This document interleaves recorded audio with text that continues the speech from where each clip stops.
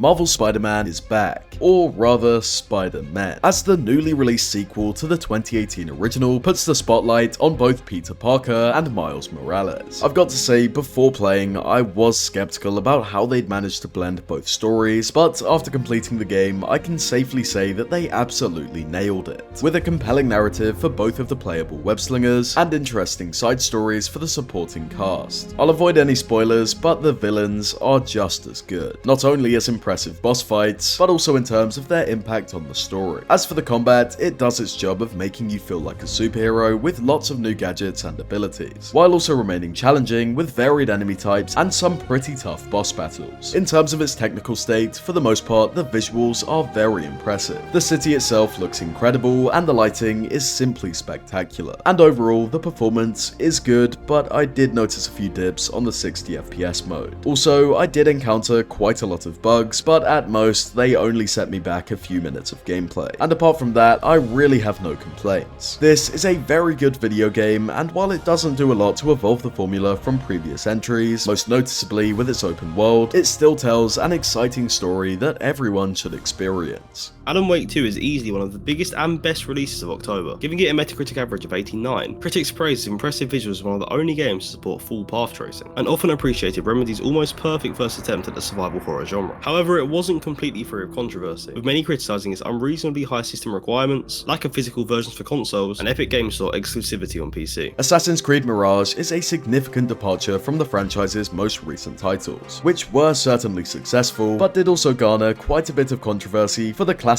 open-world bloat that can seem inescapable in Ubisoft's modern releases. However, in the case of Mirage, almost all of that is completely gone, taking the series back to its roots with a focus on social stealth in a densely populated city. Although, as someone who's never played an Assassin's Creed game before, that didn't really mean much to me. But after playing the main story, I can safely say that it was the right choice. And despite not understanding some of the lore, I still really enjoyed it. Some of the social stealth elements will definitely feel familiar if you've played games like Hitman. And even though the map is technically pretty small, the scale of Baghdad was absolutely incredible, and I thoroughly enjoyed exploring and jumping around its various locations. So even though I can't compare Mirage to the other titles in the Assassin's Creed franchise, I can definitely tell you that I did have fun playing it. Super Mario Bros. Wonder is the latest 2D Mario game to launch exclusively for Nintendo Switch, and with a Metacritic average of 93, it's achieved a similar amount of critical acclaim to some of the highest rated titles in the series. Critics highlighted its beautifully colourful worlds with unforgettable transformations such as the fan favourite Elephant Mario. RoboCop Rogue City is set to release at the start of November, but there was actually a demo available on Steam earlier this month.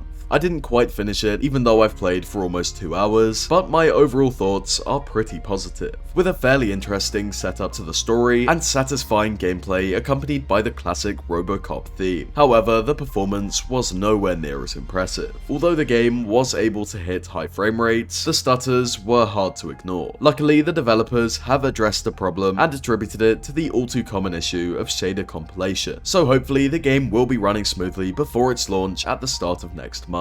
But it is something worth keeping an eye on. Cities Skylines 2 is yet another modern video game to release with absolutely awful performance, targeting just 30 FPS on high-end PCs, and often even failing to meet that very low bar. However, apart from those complaints, this seems to be a solid foundation that I'm sure they'll build upon with plenty of updates and DLC. The Seventh Guest VR is a virtual reality remake of the 1993 CD-ROM puzzle game of the same name, and just as it did in the early 90s, it once again pushes its medium of choice to brand new territories, utilizing cutting-edge volumetric video capture with 3D live-action visuals to bring to life the performances from its cast of characters. And I can safely say that it does do exactly that. The characters are definitely the defining feature of the game, and not just because of their impressive technology. Each and every actor plays their role perfectly, and their performances are made even better by the subtleties and nuances picked up by the 3D video capture. The game also features some very inventive puzzles, most of which are completely unique to this new VR version, and each and every one one of them takes advantage of the medium of virtual reality. So I definitely recommend it, not only for fans of the original, but anyone who's a fan of story-focused puzzle games. The biggest gaming acquisition of all time between Xbox and Activision Blizzard has finally closed, with Microsoft gaining ownership of massive titles such as Overwatch, Diablo, and even Call of Duty. Although it has been confirmed that we won't be seeing any of the newly acquired games on the Xbox Game Pass until next year. After the launch of Cyberpunk 2077 Phantom Liberty, CD Projekt Red quickly followed up by revealing that not only had the original game reached the milestone of 25 million copies sold, but the expansion itself had already sold over 3 million copies. Alongside those announcements, we also got the reveal that a Cyberpunk 2077 live-action project is officially in the works. Speaking of live-action adaptations, October saw the release of the Five Nights at Freddy's movie, and despite going into it with relatively low expectations thanks to the abysmal reviews from critics, we both really enjoyed it, and with a Rotten Tomatoes user score of 89%, it seems most people agree. That's just about everything for the month of October. Of course, this month was absolutely massive, so there were some titles we didn't get to mention, such as Ghost Runner 2, Forza Motorsport, and Lords of the Fallen. However, next month does look to be quieting down, though we can still look forward to games such as RoboCop Rogue City, Modern Warfare 3, Super Mario RPG, and the Talos Principle 2. So please make sure to subscribe, as we'll be covering some of these games over the next month.